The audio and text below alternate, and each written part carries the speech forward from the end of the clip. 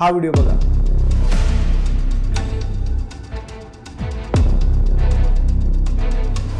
या व्हिडिओमध्ये त्या कार्यकर्त्यांवर कारवाई करायला गेलेल्या महसूल अधिकाऱ्यांना अजित पवारांचे मुरुम माफिया मारहाण करतायत। आता दुसरा व्हिडिओ बघा।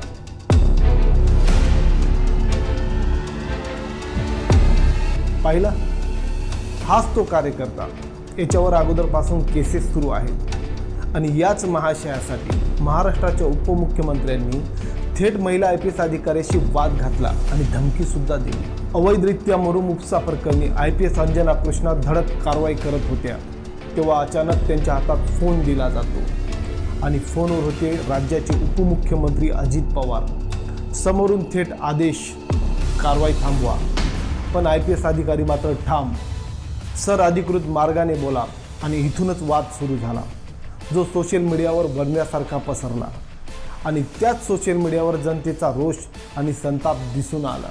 न्यूज चॅनलवर ब्रेकिंग न्यूजच्या हेडलाईन्स झळकल्या आणि तेवढ्यात पुढे येतो राष्ट्रवादीचा दुसरा नेता अमोल मिटकरी।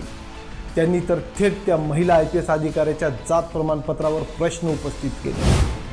अरे काय तुम्ही आणि काय तुमचे कार्यकर्ते, जनतेला खोटं आश्वासन आणि भूलथापा देऊन तुम्ही पैशाच्या जोरावर निवडून आलेले, आणि कुठेतरी इमानदार ऑफिसर इमानदारीने आपलं कर्तव्य बजावत असेल आणि त्यात तुम्ही या बेवड्या आणि गंजोड्या कार्यकर्त्यांसाठी त्या अधिकाऱ्यांना धमकावत असेल तर ही खूप लाजिरवाणी गोष्ट आहे। पवार साहेब, ज्या भूमीत छत्रपती शिवरायांचा जन्म झाला, याच राज्यातून त्यांनी राज्यकारभार चालवला, त्या भूमीत तुम्ही उपमुख्यमंत्री म्हणून बसलेले आहात, किमान याचं तरी भान ठेवा।